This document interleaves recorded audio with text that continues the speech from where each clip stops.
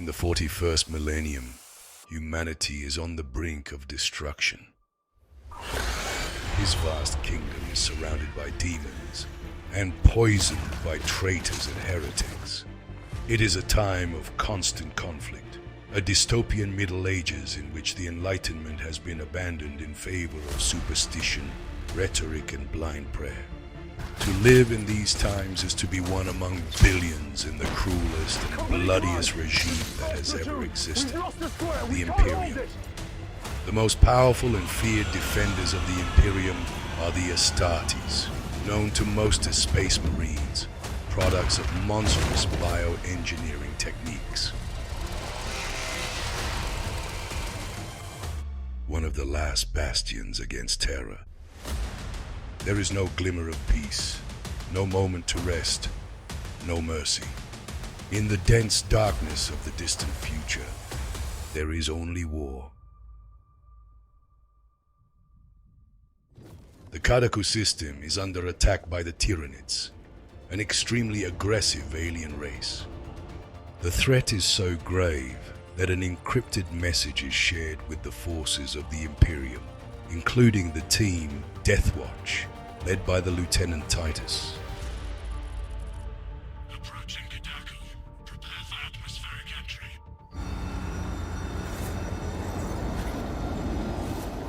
Their goal is to deploy an incendiary viral bomb and defend Aurora, a top-secret project of vital importance. From what is known about them, it can be inferred that the Tyranids will mutate quickly to adapt to the virus, but it will certainly slow down the advance.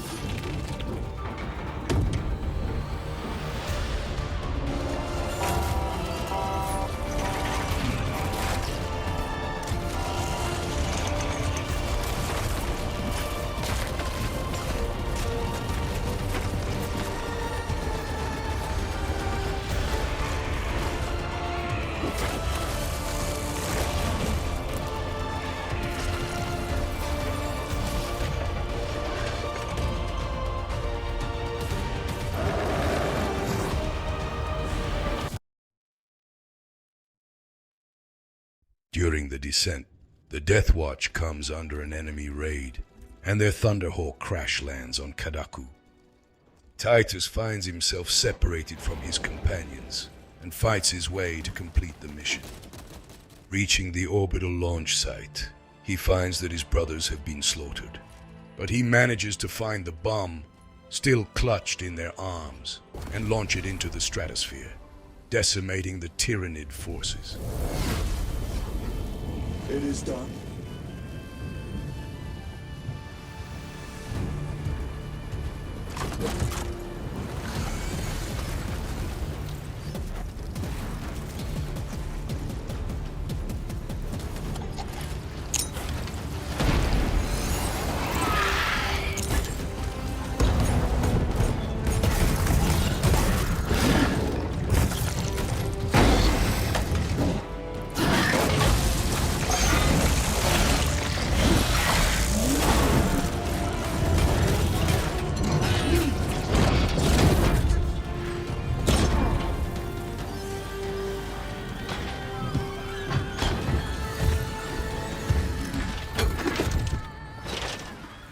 Titus made it, but he is surrounded.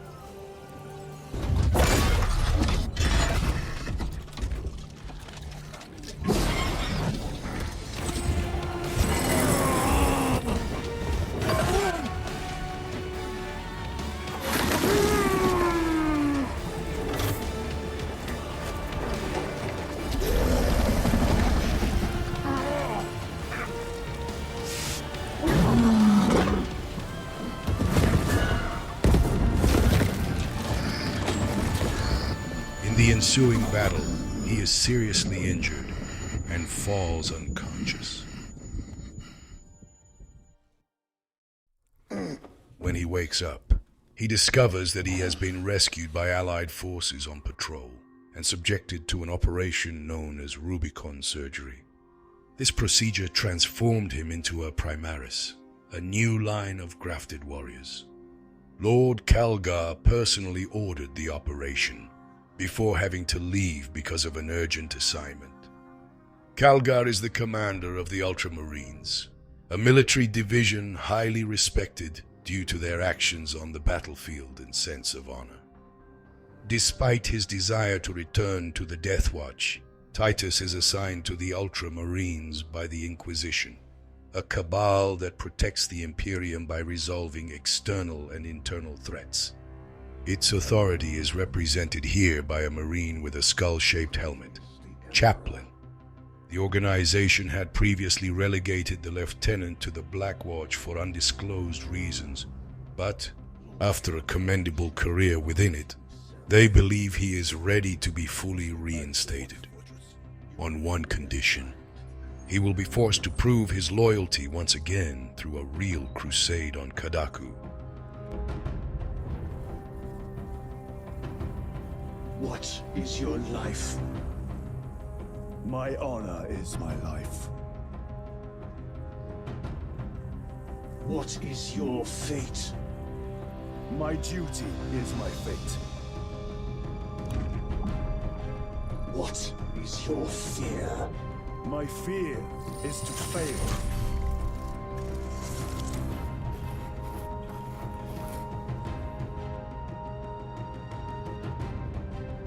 What is your reward? My salvation is my reward.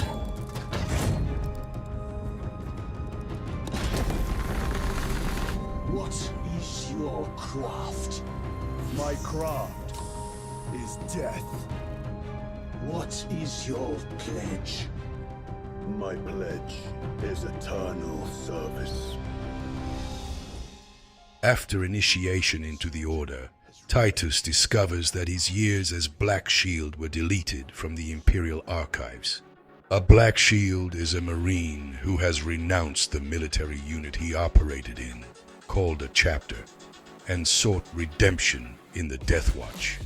The reasons for becoming a Black Shield are various, but united by the desire to atone for one's sins and, perhaps, return to the first chapter.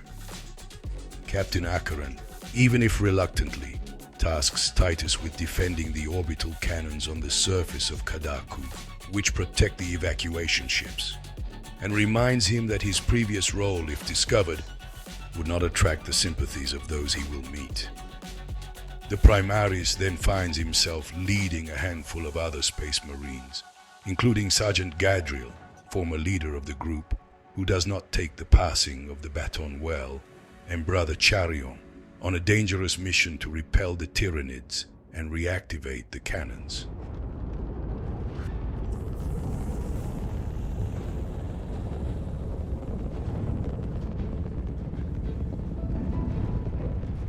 Sir, you served in the Death Watch. Yes, That must have been a great honor.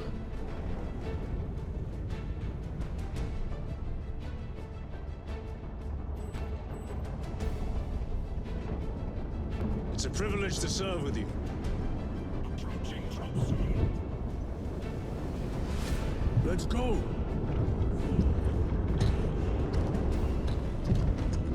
During the crossing period, Gadriel discovers that Titus has been alive for over 2 centuries and begins to suspect that he is hiding something, since Rubicon technology is new to the ranks of the human army. And now he has your command.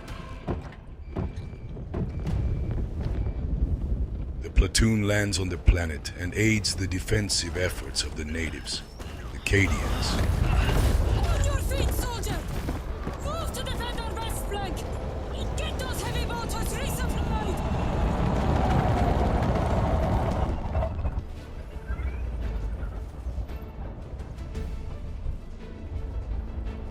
My lord!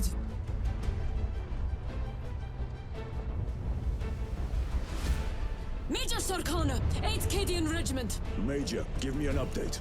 The wretched beasts have taken the orbital guns. They pushed us back to this encampment and are staging a heavy assault.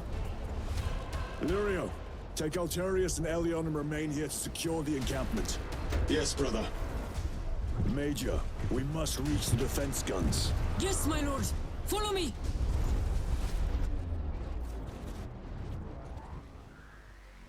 Here we are given further details on the Tyranids and their hive mind, driven by a single collective consciousness, which explains how they manage to launch assaults with enormous numbers of units while maintaining extreme coordination. It is the same collective mind, aware of the danger represented by defense systems, that has targeted them and put them out of use. With the combined efforts of the troops, however, the cannons are reactivated and they destroy a Tyranid mothership.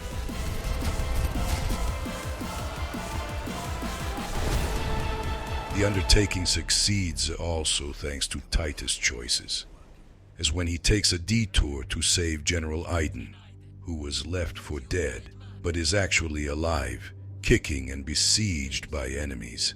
This does not happen without sacrifices. Elion, a member of a secondary team organized by Titus, dies from a single bullet. To Gadriel, Elion's comrade for 20 years, the dynamics of the accident do not add up, and he recriminates to his new commander the choice to divide into two sections, weaker than a single unit. Without a moment's respite, Titus immediately gets a new order: recover Nosik, an Archmage Mechanicus, a technological expert of the Imperium. Archmagos, for the last time, we must get you off-world! Assessment equals inordinate ignorance. We'll be overrun in minutes! By the Omnissiah, cease interruptions. Major, Akran finally sends me what I asked for. Archmagos, it is imperative you evacuate immediately. Detroit will not leave without the data. Relocate to my facility. I will instruct Servervox. Make ready to leave. This will not take long.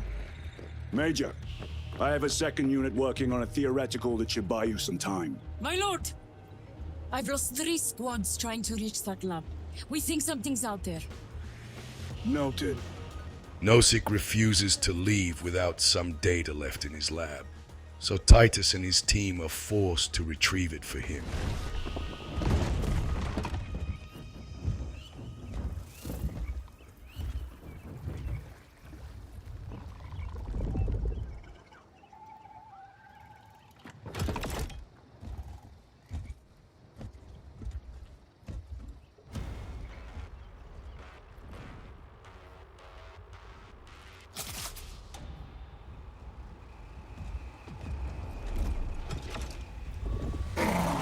On the way, they meet a Lictor, a very fast Tyranid capable of making himself invisible, who has killed several Marines before them.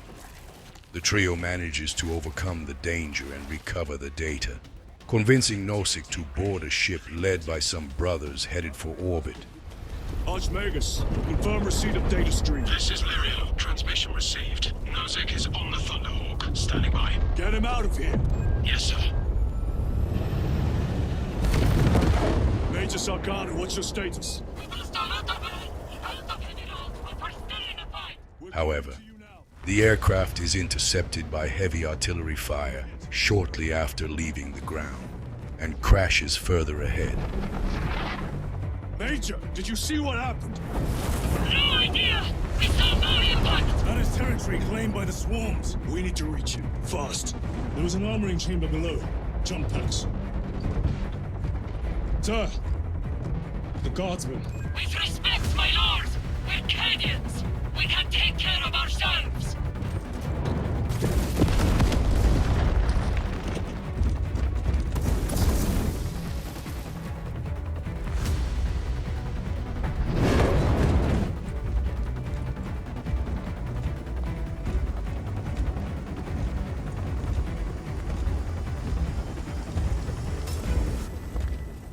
The Space Marines reach the wreckage, discovering that none of the crew members survived.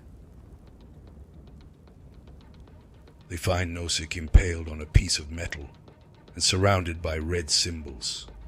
Everything points to a ritual murder, carried out by servants of chaos. Probably the same fate that befell Elion. Chaos is a metaphysical energy capable of generating demons, but also corrupting, more or less easily, every form of life. Sweep the area.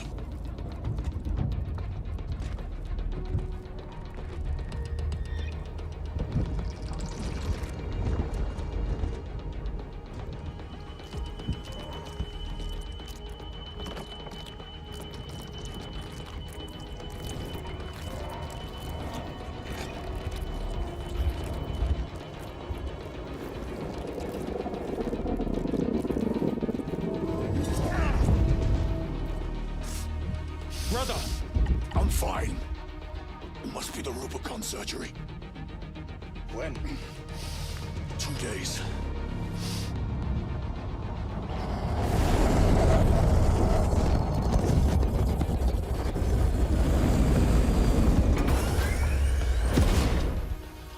Find it! Hurry! We should go. I said I'm fine. Nozick is dead.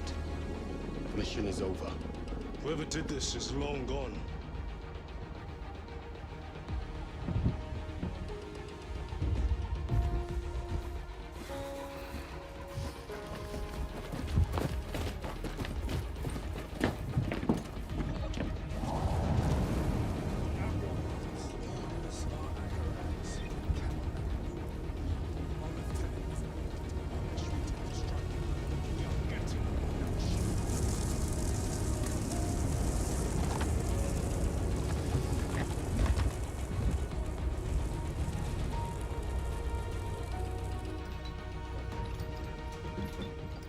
Inside what remains of Nozick's ship, a device appears to have a strong influence on Titus, causing him to lose consciousness after long exposure. Regained his strength, Titus eavesdrops Gadriel and Charion as they discuss the oddities surrounding their highest-ranking officer, beginning to suspect his former position as head of the Death Watch. Titus ignores the episode and reports the latest events to Akaran. Down there. Nozick was assassinated. The Adeptus Mechanicus report said engine failure. That's not what I saw. Sergeant. Traitors. Chaos. You're sure? No mistaking it, sir. Clear the bridge! Nozick was head of a highly classified project. After learning of the possible involvement of Chaos in the matter, decides to reveal to the three that Nozick had been an essential member of the Aurora project, nothing more than a devastating experimental weapon. The only one capable of continuing Nozick's work is his apprentice Morias Luz, which is located on Avarax, another Tyranid-infested It planet. is now overrun with Tyranids. This will get you into the cogitator within the facility. You can access Luz's tracker from there. We are on course to Avarax now. I want you ready the second we enter orbit. Sir. What was on the ship with Nozick? What concern is it of yours? The Mechanicus seemed eager to retrieve it. And yet the enemy left it untouched. Whatever it is, without Luz, it's useless to us.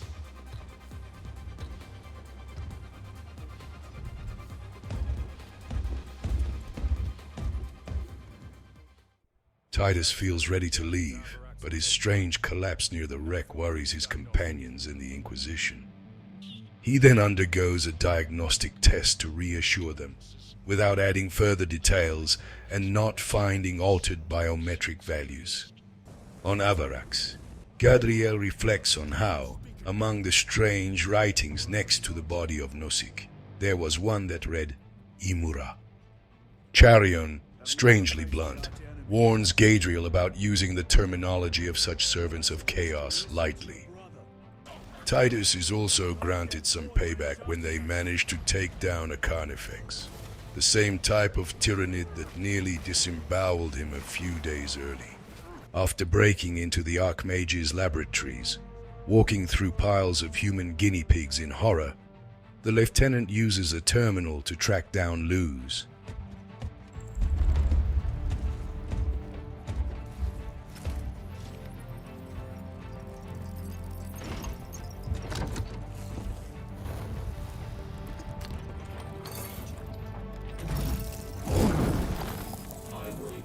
Lieutenant Titus, Ultramarines, 2nd Company. Enter your command. Locate Marius Luz. Access denied.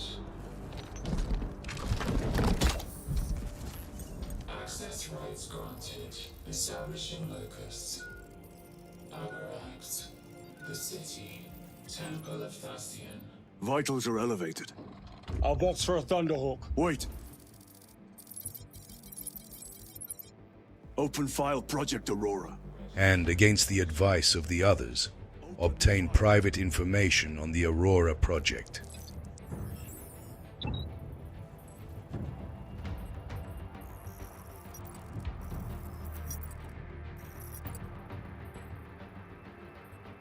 Open file reconstruction. Brother, those are classified. No. It was destroyed. Titus discovers that the weapon is powered by the fragments of a powerful chaotic artifact he believed to have been destroyed, stored in the canister which was recovered in the crash of Nosik's ship.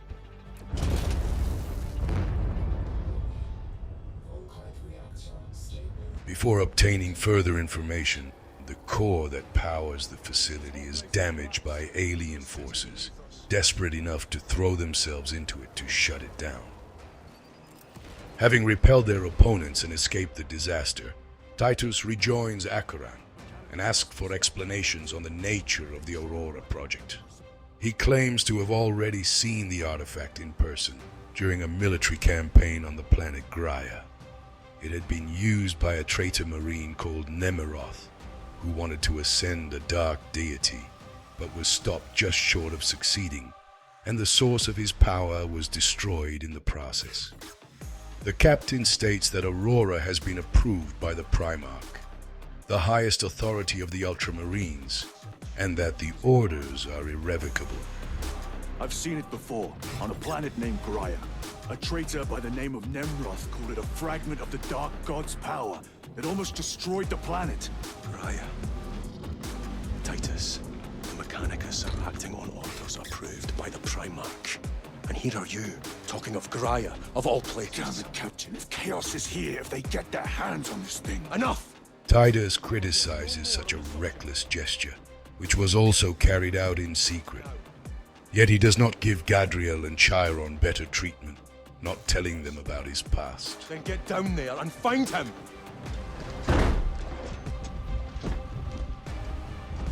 There are those who would see you sent back to the Inquisition. Tread carefully, brother. The soldiers are forced to go to the temple where the Mechanicus is hiding, and it is here that they encounter Varellus, an old comrade in arms of Charion. Chiron! Bless the Emperor. It's good to see you. Where's your squad? Gone. Neurothroat tore them to pieces. We need to get across the bridge. Lieutenant, nothing gets across with that beast up there. What are we up against? It has its rear covered and we do not have the manpower to break through. The Cadians are holding the bridge, at great cost. Set up assault positions by the bridge. We'll deal with the Neurothroat. Very well. We will avenge them, brother.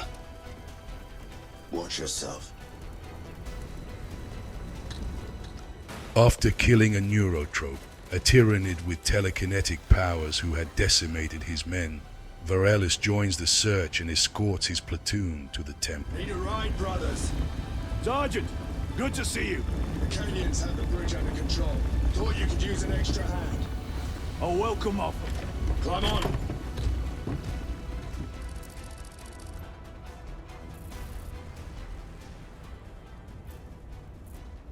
The temple is this way. Lieutenant, the Cadians are requesting support. Go. Thank you, brother.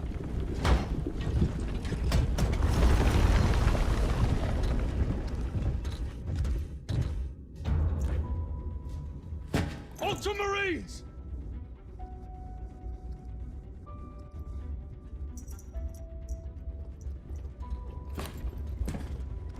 Have the enemy infiltrated the dome? No, my lord. What about the Temple of Thasian? The dome was evacuated days ago. Rejoin the main force immediately. Our orders are to remain here. On whose authority? Captain Fairburn. We are to hold this position until further notice. The dome is empty. Now move on. But, sire... I gave you an order. Forgive me, my lord. Perhaps there was a communication error. The captain insisted. The deserters. No. We have our orders. Vox your captain. If you are deserters, I'll execute you myself.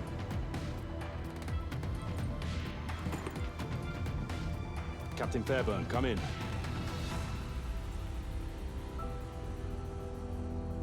Captain Fairburn, come in. Ambush!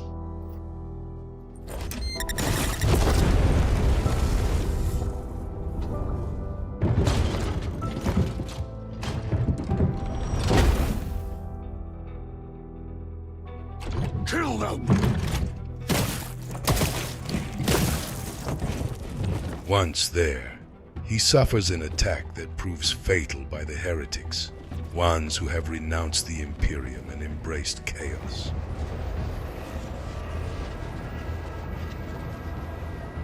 Traitors! You will burn! This drives Charion mad with pain, who ignores the orders given and launches into a crazy suicide attack.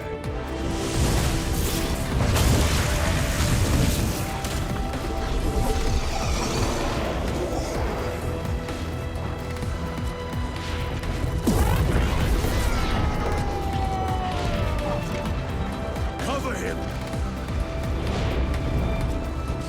Tyron, take a defensive position! We will cover! Tyron! Charion's anger at his friend's death worries Titus and Gadriel, who chastise him for putting personal revenge before duty. Yes, brother. Explain yourself. Need I justify my hatred? You need justify your recklessness. The traitors have a debt to me. And you would throw away your life to collect? Death is my duty! Your duty is to the Emperor. You will die when and where he so chooses, not over some personal vendetta. Do you understand? Lieutenant, you should see this.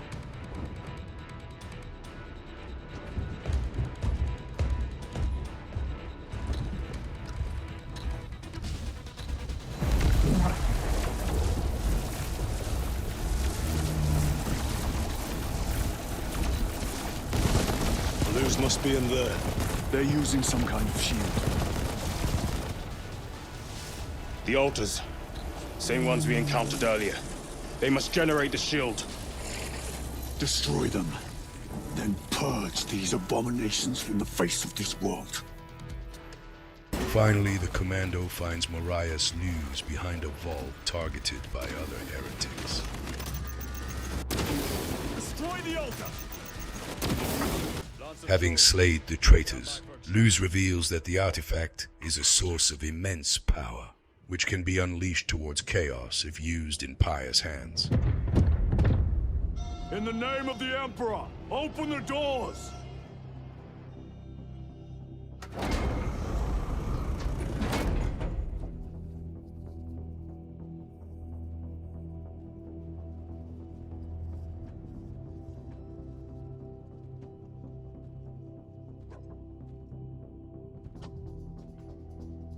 Marius Luz. I owe you my existence. Come with us. To where? The battle barge. Compliance, but I must speak with Archmagus Nozick at once. He's dead. Dead? You are to replace him. Luz.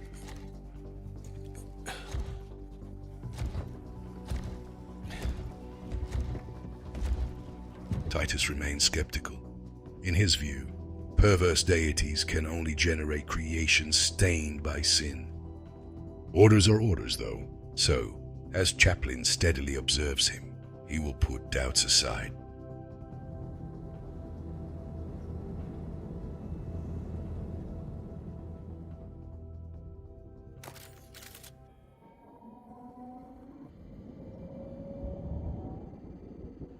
Approaching battle barge, docking in 1 minute.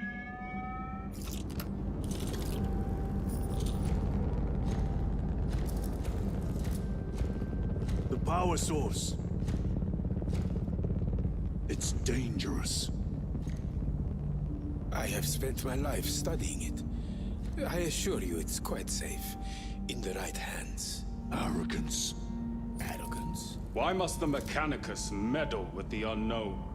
We follow the will of the Omnisire. Go ahead. Titus, report to Captain Akaran immediately on arrival. Confirmed. Titus? Hearing the operations base calling Titus, Luz affirms that a captain with the same name died on Graia while holding in his hands the artifact that now powers the Aurora project.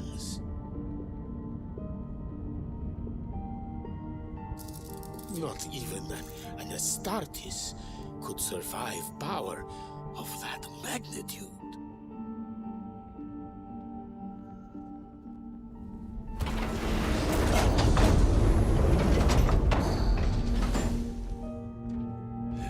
Morius Luz, come with me.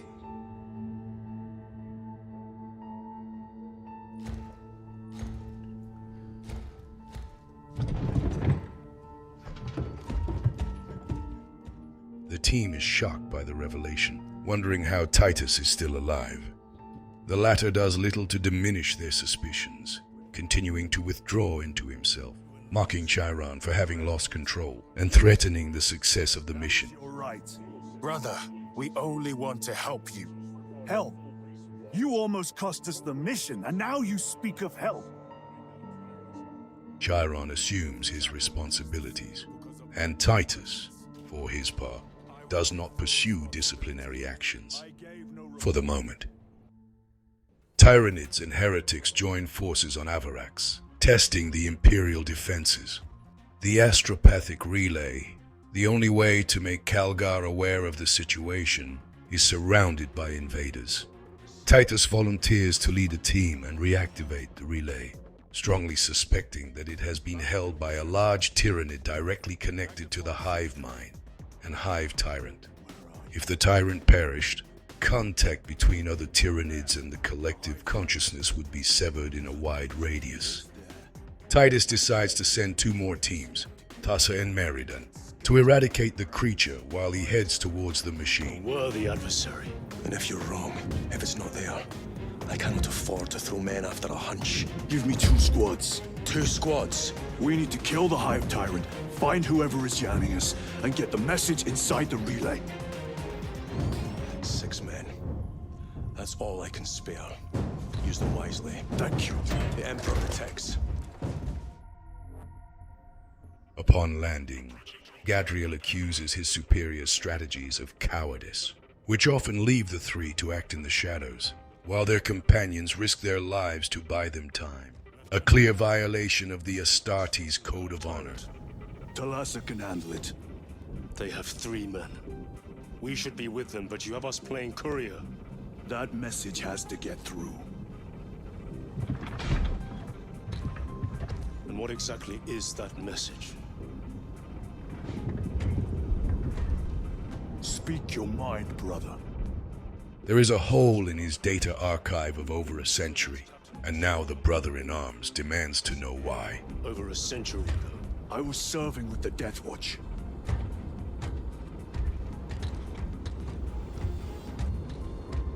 There would be records. Not for a Black Shield. A Black Shield? You would erase your chapter markings. I would die for these colors. Then why? I was accused. It was my penance. What were you accused of? Corruption. With this question, Titus loses patience, no longer bearing the whispers and intrigues within the team, revealing his past as Black Shield. Gadriel is speechless, A worrying look accompanies him from then on, and it becomes more pronounced with every moment that Tassa and Meriden do not respond.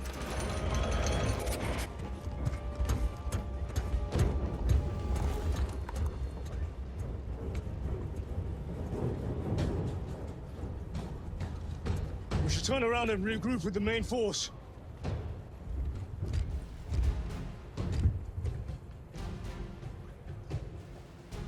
Titus to Resilient.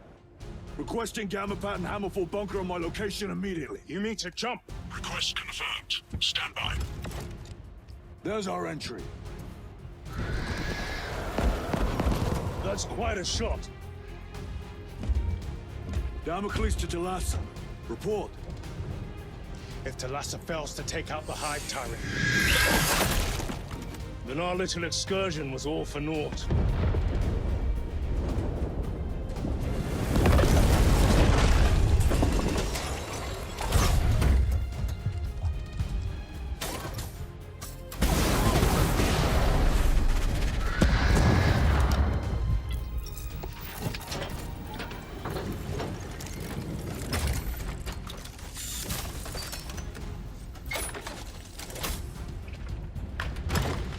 We should have remained with the main force. Why toil in obscurity when there's glory center stage? Hey, Sergeant? Our brothers are dying while we sneak around in the shadows. If we fail to send this message, we face a massacre.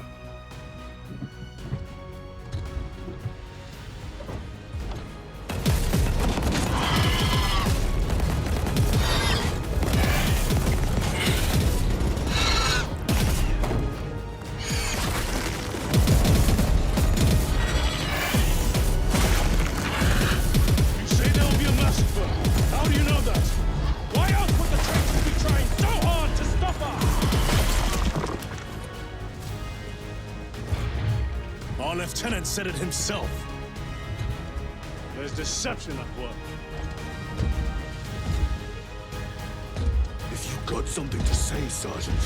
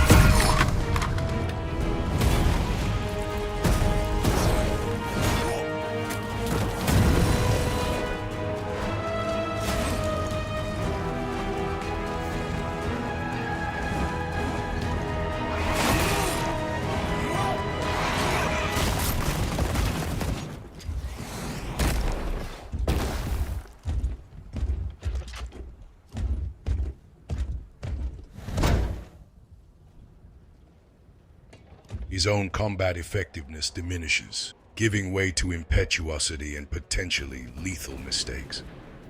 In the meantime, the crossing to the relay becomes more complicated. Tassa's first attempt seems to be successful, but the monster recovers quickly.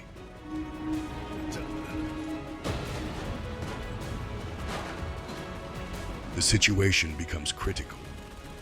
Despite reaching the relay, an entire group of Carnifex swarms the spot.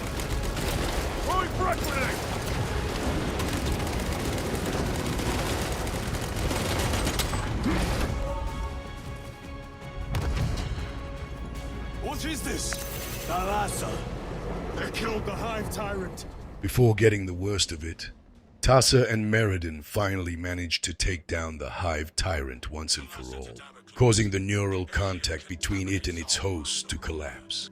The success does not heal the wound created between Titus, Chiron, and Gadriel, who asks to be transferred to another division once his task is finished. While resting in a base camp, they meet the astropath Neoma, a psychic capable of transferring information from one place in the cosmos to another.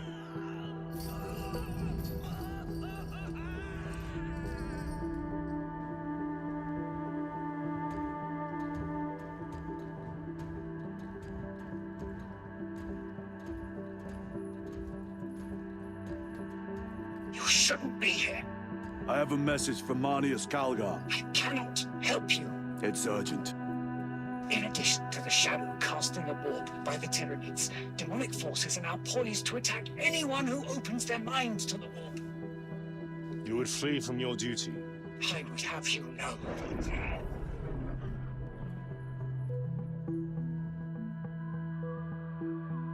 Give me your message.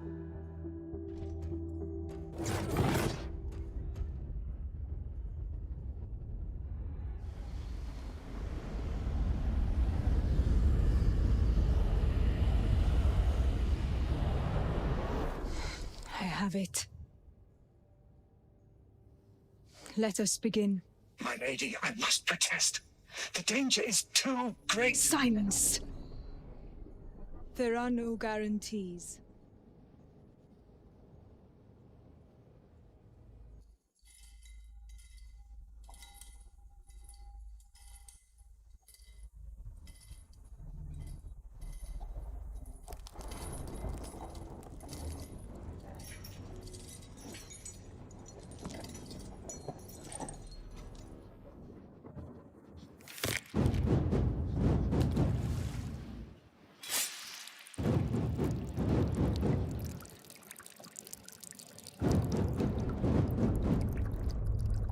With the relay working and Neoma's skills, it's time to send the message to Calgar.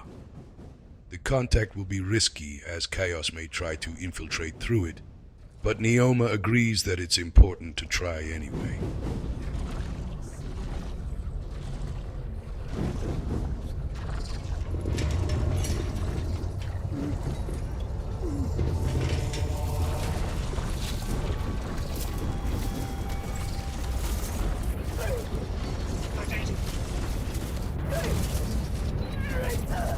What does she mean?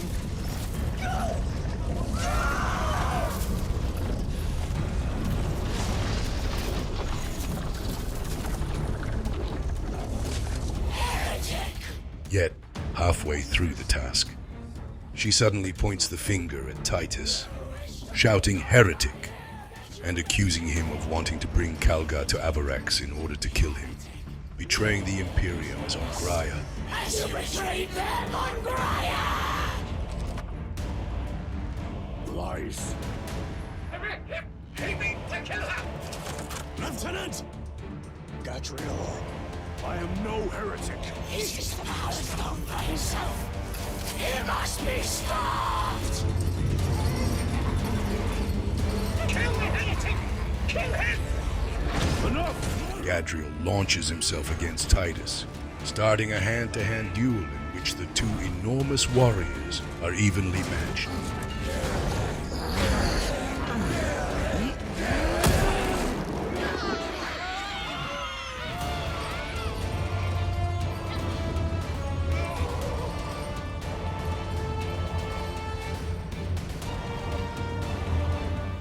If it weren't for Charion, who shoots Neoma,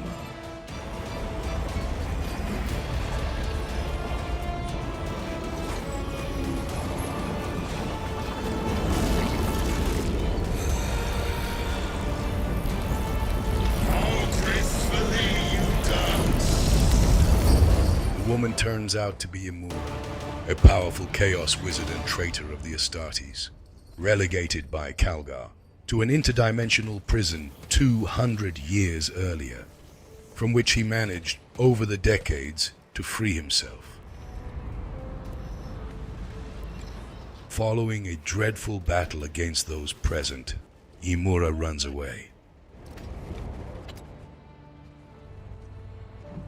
Did he escape? I don't know.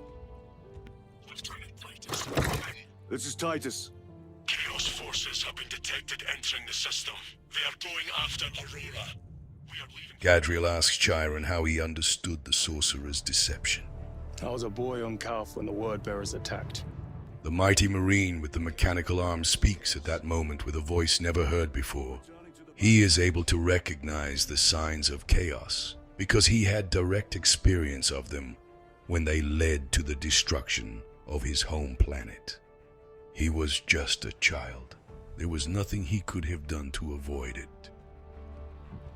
I understand your actions, but your suspicions end here. Are we clear? Yes, sir.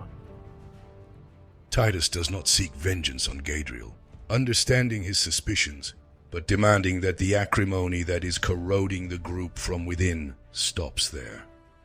Chaplin urgently summons them to the base, furious at the death of Neoma, whose last action coincidentally was accusing Titus, and astonished by how the officers confirmed the innocence of the Black Shield, given their constant disagreements. They also discover that the traitors have attacked the place where the artifact and news are located, both transferred to the planet Demarium. Acheron orders a desperate counterattack under Gadriel's advice, exploiting the wreckage of the Sword of Atreus. It's a warship stranded in the area, but its engine is still functional. They will use it as a battering ram to shatter a mysterious structure suspended in the atmosphere, which allows Chaos to easily transfer its forces to the battlefield below.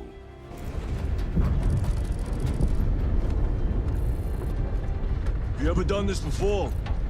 You mean drop through an active combat zone, dodging flak, enemy ships and burning wreckage on the way down? Exactly. No, this will be a first. The Codex Astartes does not support this action. But I am looking forward to it. Stay close. It's almost impossible to regroup if we're separated. 60 seconds. Helmets! Sir! I must apologize for my actions on Abrax. Unnecessary. On the way down, Gadriel apologizes for his actions, and Titus tells him a story from his past as a captain. Still a novice in this role, he had ignored the words of one of his subordinates and had paid the price. What Titus doesn't say is that the slander against him arose when, after a commendable start in the ranks of the Ultramarines, he demonstrated an unusual resistance to the damage generated by chaotic powers. It was him who fought and won against Nemeroth, his forces, and an army of Xenos commonly known as the Orcs, killing their leader.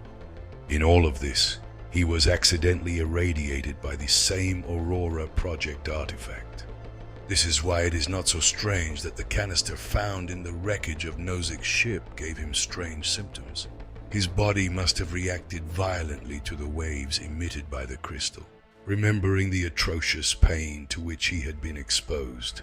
Even after such a gesture, Leandros, a soldier who had once shown great admiration for Titus, reported him to the chaplain of the time, not believing that he could really bear such a power of heretical origin without being, even unconsciously, altered by it. So Titus was downgraded to Black Shield by the Inquisition and reallocated to the Death Watch, being left for dead. Leandros was very similar to Gadriel, as they both strictly followed the Astartes code, and Titus, having lost Leandros' trust when he began to belittle his reasons and push him away, realizes that he is repeating the same mistakes of the past. He too, therefore, apologizes to Gadriel. Your suspicions arose because I failed to answer your doubts. As I failed to answer his. Stand by for suborbital drop. I'm honored to fight beside you both. As are we, brother. You grew up on Calth.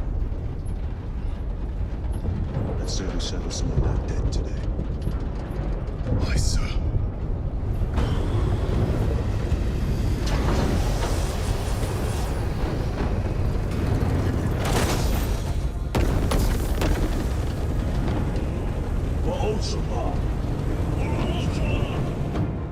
Titus and the surviving members of the Crusade embark on a daring orbital incursion to liberate Demarium.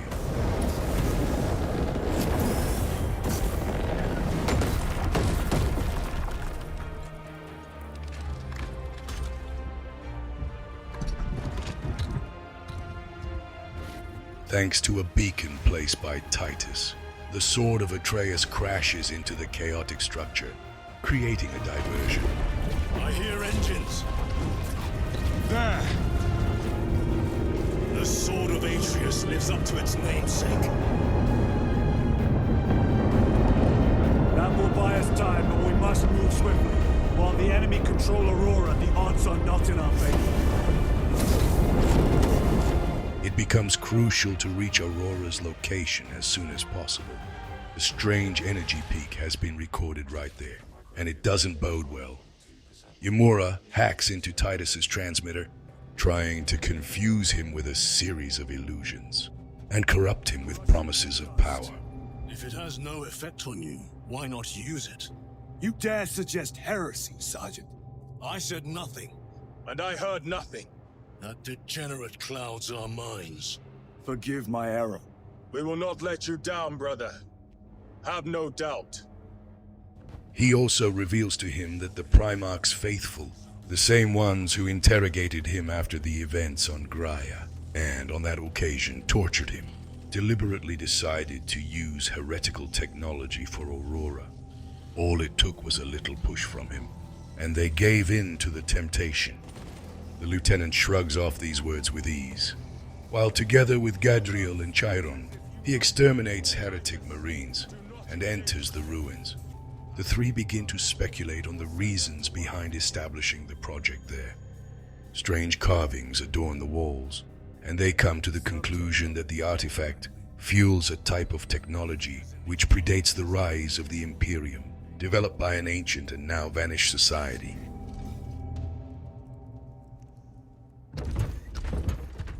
At the bottom of the cave, they realize that Marius loses the cause behind the chaotic energy discharge, believing that he can control the artifact to destroy the heretics' forces, even when Titus orders him to stop.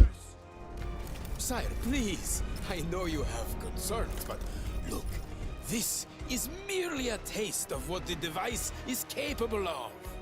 And I have seen the worst of what it can do. Luz knows the Aurora project well. He has dedicated his life to it, and he's determined to demonstrate the authenticity of his claims. Shut it down. Now. I will not.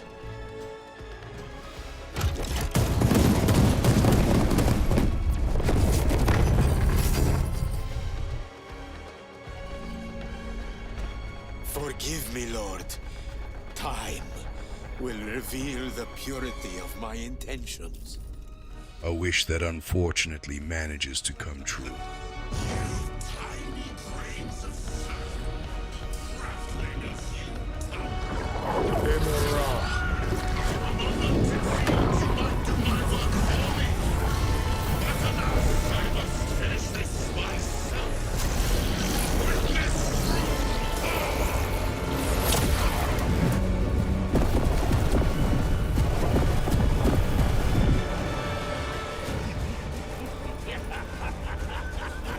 Your malignant energies are useless!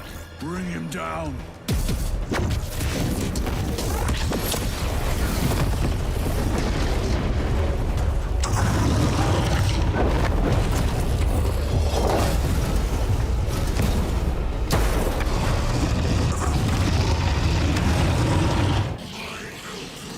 Ymura first keeps the Marines busy by summoning a Hellbrute, a Marine corrupted by chaos fused to a gigantic exoskeleton.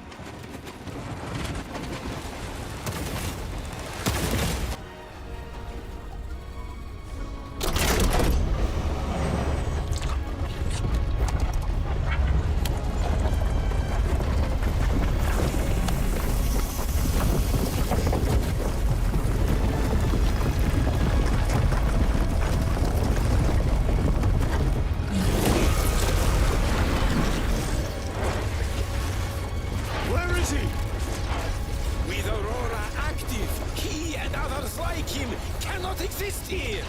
We will see. This is just the beginning. With these devices, we will seal the Great Rift and drive the heretics back into the warp with nothing more. Than the transference of alignment.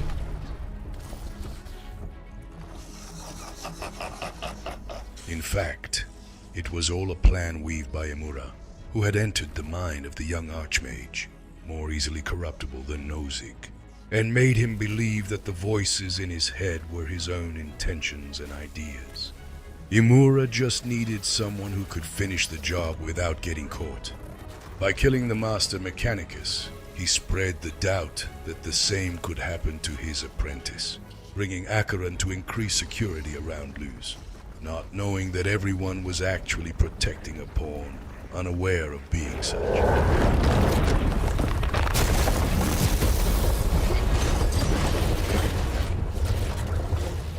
The scholar dies in the explosion that follows.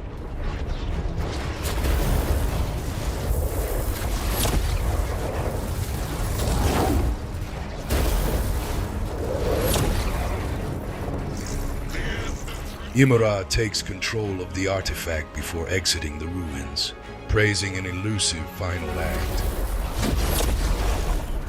Titus, ahead! At once! In the structure beginning to fail, the trio flees into a land ravaged by black magic, and where common soldiers begin to lose their minds. Whale of corruption. Their human minds were not prepared for malign energies of this magnitude. Few are. Should we show them mercy? We must leave that to the Commissariat. We have more pressing duties. They reunite with Acheron, who mounts a last stand against what is coming. There is a horde on the horizon. Luz was convinced that the artifact would recognize and wipe out any enemy of the Imperium. Instead, its purpose is to create an enormous dimensional rift, allowing demonic forces to overflow into the Demarium. And now it's too late. There is, or we shall find it!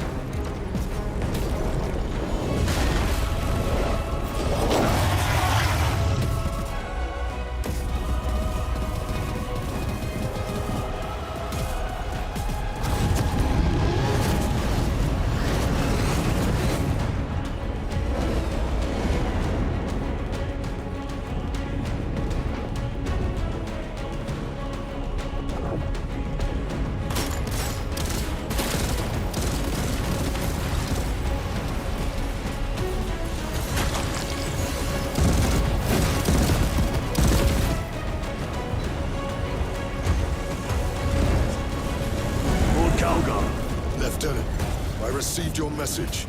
Brief me. The situation risks taking a turn for the worse, if it weren't for the arrival of Lord Calgar with reinforcements. The central obelisk appears to be the source of their power. It's protected by an energy field. Give me a solution. We've hit that shield with everything we've got. Nothing gets through. My lord!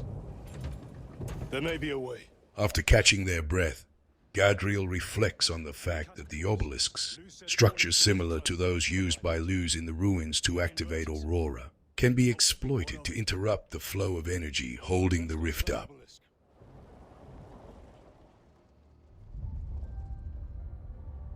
You want to invert that? Explain. The Aurora device might have a weakness. Might?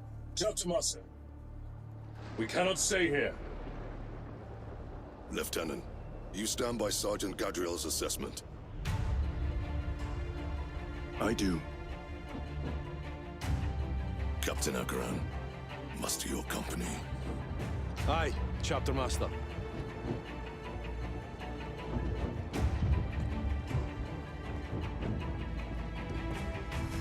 So Titus, Gadriel, and Charion split up to deactivate the obelisks. Brother Titus, you will have only moments to execute your plans. Move quickly.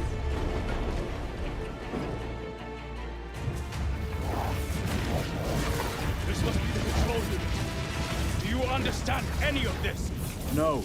Lieutenant, do we have a solution or not? Stand by.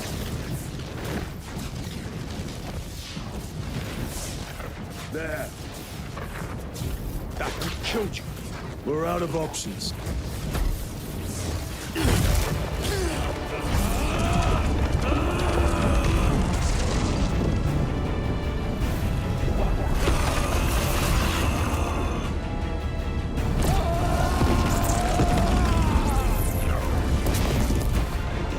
Brother! I'll live.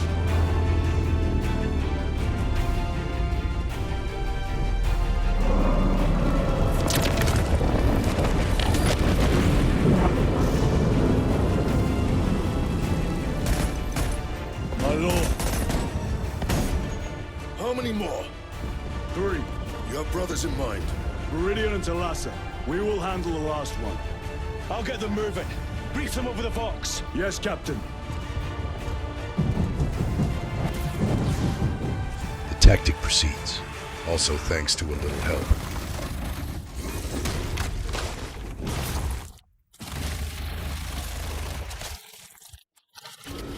Where are the traitors? They are everywhere.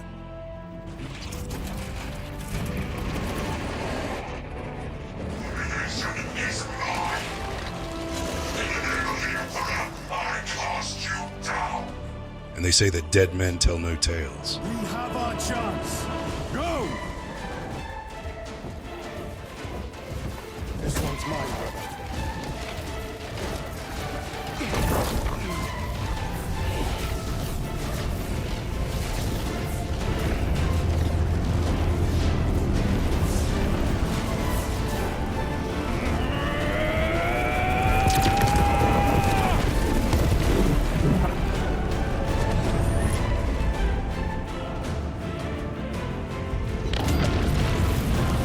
Lieutenant, excellent work. Rally on my position. Let us burn these heretics to ash. Yes, my lord.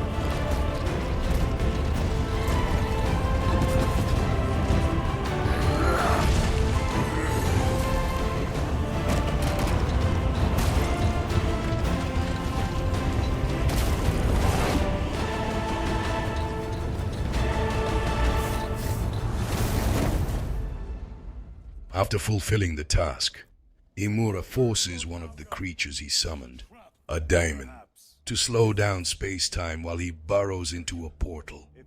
Calgar and the 3 Marines narrowly manage to slip into the fracture and reach the Immaterium, the dimension to which Imura had been relegated.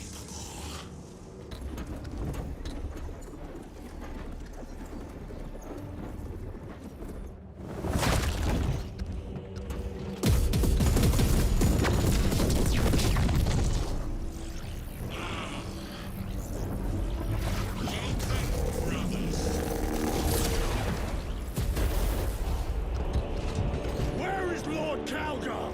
Gilliman's dog has been brought to heel. Heretic! You died this day! This is my domain. You are here by my invitation. I am offering you a chance to kneel. Our chapter, sir, shall use your skull as a piss pot!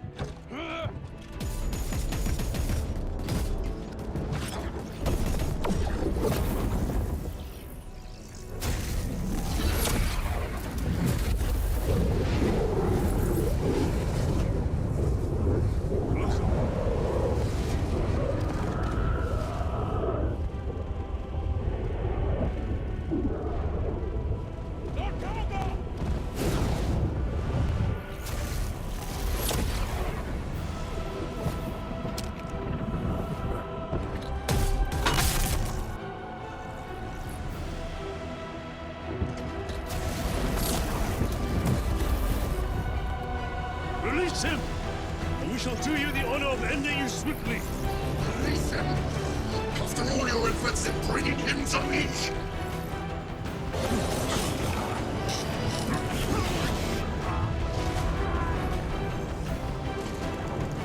Brothers!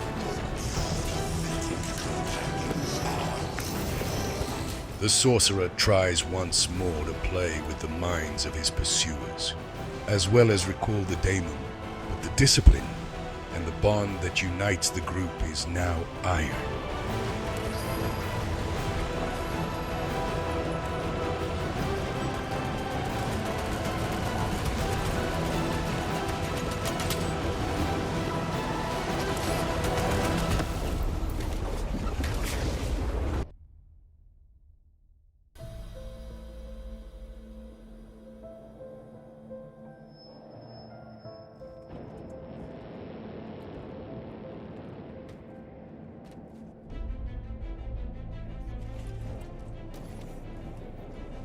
They are mere imitations.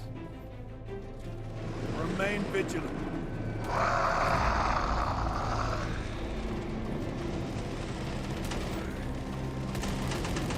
Lord Calgar!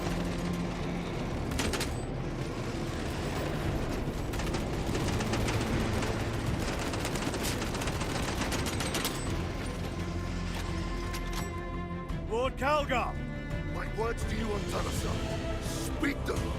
My lord! Speak them, or be slain for an impostor!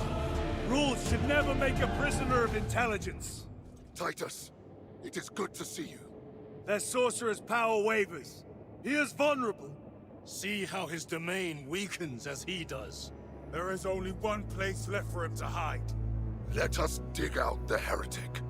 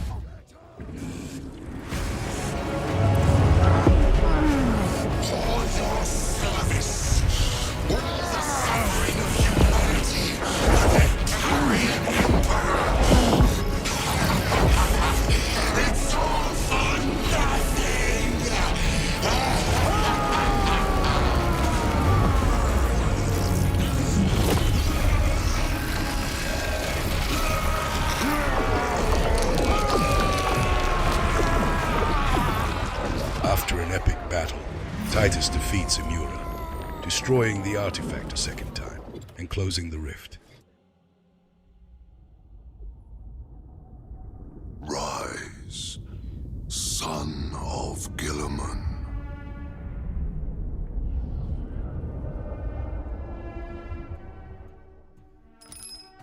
Brother, it is over.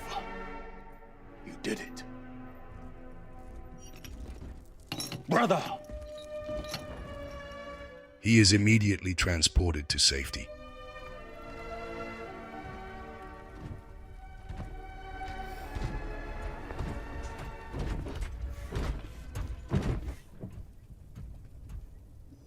He is battered, but alive. Rise, Titus. Your duty is not yet done.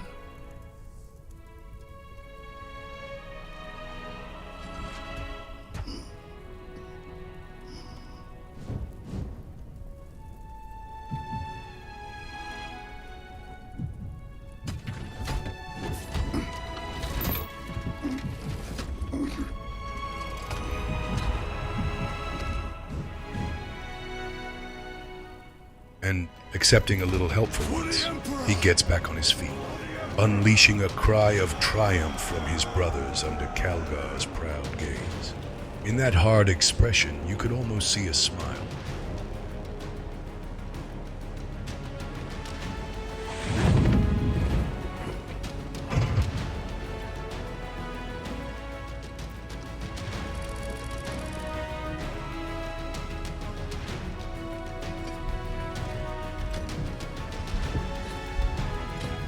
Lieutenant Demetrian Titus, your decisive actions have saved this system from ruin. And so it is with great pride that I now present you with an honor worthy of your deeds. The laurels of victory. Let every warrior of the Adeptus Astartes see that here stands the true measure of a son of Guilliman. For the glory of Ultramar! Separately, the Lord praises Titus for his courage and loyalty, bestowing upon him the aura of victory. Forgive me, brother, that it took me so long to bring you home. Calgar explains to the Primarch Guilliman's devotee that abandoning him was his last wish. But the Inquisition had given specific orders. Titus would have to earn complete redemption with blood. Yet, even after all the slander that has tarnished his reputation, Calgar will never stop maintaining that no evil would be able to corrupt a devotion like his. Chapter Master. The Brother Chaplain will brief you. It was he that suggested you for the task. My lord, the sword of Calth is ready to depart. Thank you, Captain. My ship will convey you to your destination. I shall be glad of your company. Titus, it has been an honor. It has indeed, my captain. I hear you'll be taking your leave of us. Not for too long, I hope. Emperor guide you. And you, sir.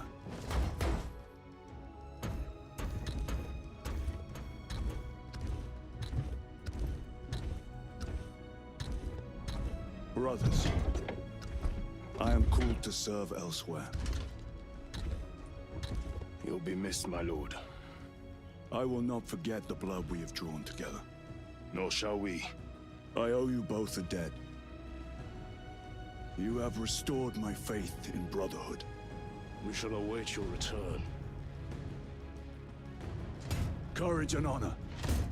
Titus says goodbye to Kieran and Gadriel for the last time, telling them that their bond has allowed him to have faith in the Ultramarines again.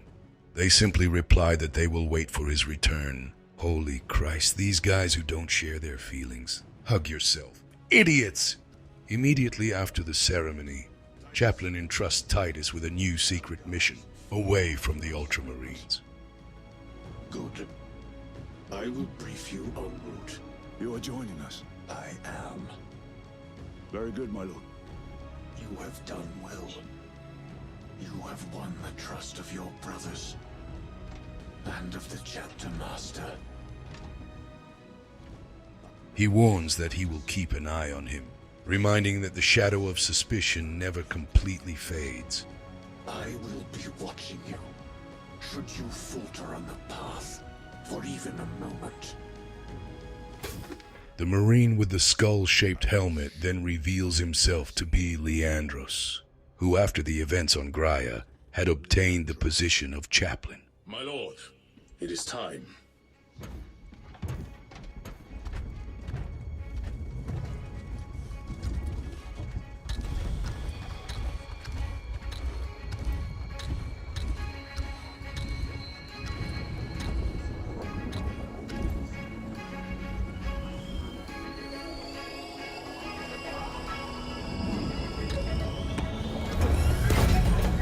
Titus sets out on his new mission, dragging with him the weight of his past, but also the hope of a better future for the Imperium. Which, let's remember, finances crazy-ass experiments on child soldiers. Click here for more videos.